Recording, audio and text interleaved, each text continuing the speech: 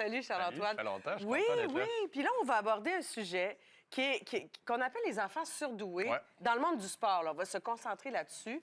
Tu sais, qu'est-ce qu'on fait? Comment on développe leur potentiel? On a envie d'en faire des champions tout de suite, mais en même temps, faut pas les brûler, faut faire attention. Et on a vu concrètement ce que ça a donné dans les dernières semaines, les derniers mois avec le tennis canadien, Ouais. Andreescu, Shapovalov, Auger-Aliassime hier, tout juste.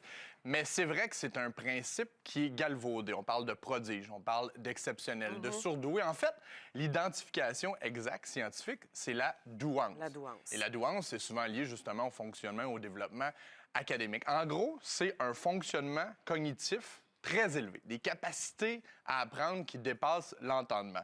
Mais aujourd'hui, on va éviter deux étiquettes, si tu me le permets. Puis il faut aussi éviter ces étiquettes-là dans la vie de tous les jours avec ces jeunes. L'élite, l'élitisme et l'exceptionnel. À partir du moment où on donne une étiquette à un enfant, on le met en marge, on le sépare du lot et on le sait que dans le processus de socialisation en bas âge, c'est peut-être un des plus gros affrontements.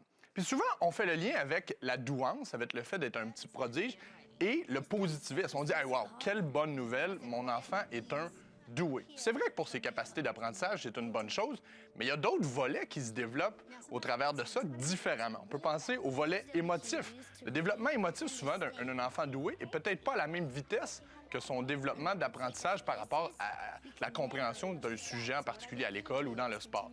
Toujours garder en tête, le fonctionnement du cerveau aussi est à 100 000 à l'heure. Un jeune apprend vite parce que son cerveau fonctionne vite, Ouais. souvent a tendance à suranalyser, à tout vouloir comprendre. Ça peut en devenir presque obsessif. Gardez ça en tête. Il ne voudra pas se tromper. Bien, tu as tellement raison. Puis ça, c'est la peur de l'échec. La peur de l'échec, Et on ça va- guette ça. Pour un enfant, c'est dommageable, entre guillemets, parce que ça crée beaucoup d'angoisse et d'anxiété. On le sait comme jeune talentueux que les attentes sont tellement élevées que l'erreur est impardonnable. Ce qui n'est pas nécessairement une bonne chose quand tu es en train d'apprendre à être un être humain. Donc, il faut comprendre un peu les deux côtés de la médaille. Il faut surtout prendre en considération que plus n'égale pas mieux. C'est pas une petite machine de performance. Là. On peut pas tout le temps demander de performer à tout prix. Sinon, bien, il va y avoir des carences de développement dans d'autres situations. Puis je ramène le tout à l'exemple de Tennis Canada. Un homme, Louis Borfiga, a pris la tête du développement de haute performance des athlètes canadiens il y a 12 ans. Il provenait de la France, avait développé les Joe Wilfred Tsonga, les Gaël Monfils de ce monde, Lucas Pouille. Et lui est venu ici pour faire des êtres humains, pas des grands champions. Ah! Sa prémisse était d'être humble et de développer l'être humain en entier. Et c'est drôle, hein, parce que c'est un sport individuel, mais un centre national d'entraînement comme celui de Montréal, Il y a une équipe, là. ça fait une équipe. C'est un sport individuel, Ben mais oui. on amène les athlètes ensemble pour leur offrir des possibilités de socialisation. Et qui dit socialisation dit rencontre de différentes personnalités, de différents contextes, différentes situations, et ça développe la capacité d'adaptation. C'est ça. Et on le voit au tennis en ce moment là, avec des adolescents qui sont en mesure de s'adapter à une situation particulière, une blessure, l'adversaire qui domine, la météo, quoi que ce soit. Donc, il ne faut pas non plus penser que juste le développement de l'athlète est au cœur de la réussite d'un sport comme le tennis et surtout à Tennis Canada. Puis, on célèbre les personnalités. Regardez les trois que j'ai mentionnés. Par exemple, Bianca Andreescu, on l'a vu, hein, c'est une battante, une intense, qui se laisse porter par ses émotions, mais qui les gère tellement bien qu'elle s'en sert dans des moments particuliers, des moments difficiles. Oh, elle n'a pas hésité à un moment donné à pleurer pendant un match, Ouais. en parlant avec son coach. Exact. Elle se comprend, elle Oui. se connaît et elle s'en sert parce qu'on lui a permis d'être un être humain, pas juste une machine. Shapovalov lui ressemble un peu. Il est bouillant, intense, dur sur lui-même, mais il est à l'aise dans son style.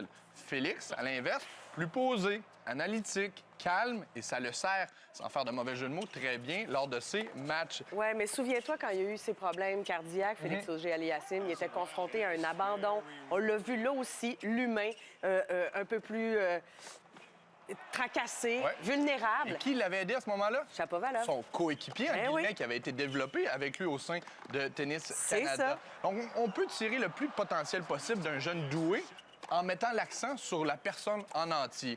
L'encadrement est essentiel. Et dans ces trois cas, on le mentionne à Tennis Canada, la structure parentale est solide, est forte, est bien montée, mais est respectueuse également de l'entraînement et de l'entraîneur. Ça, c'est le petit Félix à l'époque. Il avait 11 ans. Oui, au Centre national. Oh! C'est incroyable. Mais c'est clair, je parlais des entraîneurs. C'est clair que pour l'entraîneur, ben c'est un défi. mais c'est un défi qui doit être réalisé au sein même de l'organisation. On ne peut pas le prendre à part, on ne peut pas l'isoler, l'étiqueter, mais il faut le stimuler différemment. Je te ramène à mes trucs tantôt. Le jeune, il est très analytique, très curieux, a un intérêt poussé pour le sujet.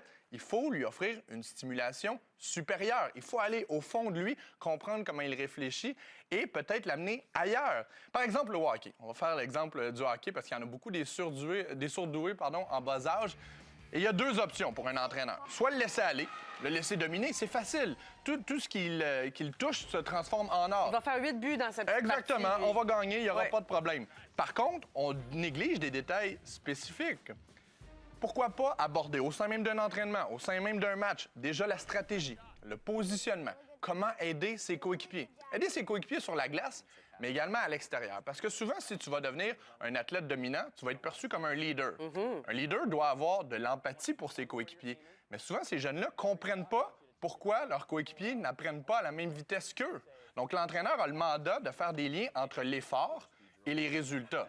Ça va l'aider avec ses coéquipiers, mais ça va également l'aider au prochain niveau. On peut penser qu'un Sidney Crosby, qui est devenu un capitaine de son équipe, qui lui-même était doué, a eu ce genre d'encadrement-là. Exact. Hein? Mais il faut, parce que lui, au début, fondamentalement, lui, tout ce qu'il apprend, il le maîtrise immédiatement. Lui, il est bon, en partant. Mais ça peut amener de la frustration quand tu regardes un coéquipier qui dit ben pourquoi tu n'es pas capable? Ouais. Pourquoi tu ne l'apprends pas à la même vitesse que moi? Donc, l'entraîneur doit le transformer en leader également et faire des liens entre l'effort, le travail et les résultats. Et ça va l'aider également à long terme. Parce qu'à un moment donné, là, le surdoué va progresser. Il va être avec d'autres surdoués et le talent en soi ne sera pas suffisant. Donc, l'entraîneur a un rôle clé là-dedans pour justement construire la structure mentale du jeune. Ça va lui servir toute sa vie.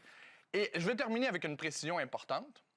La différenciation entre une habileté et la compétence. L'habileté, c'est ce qu'on acquiert facilement.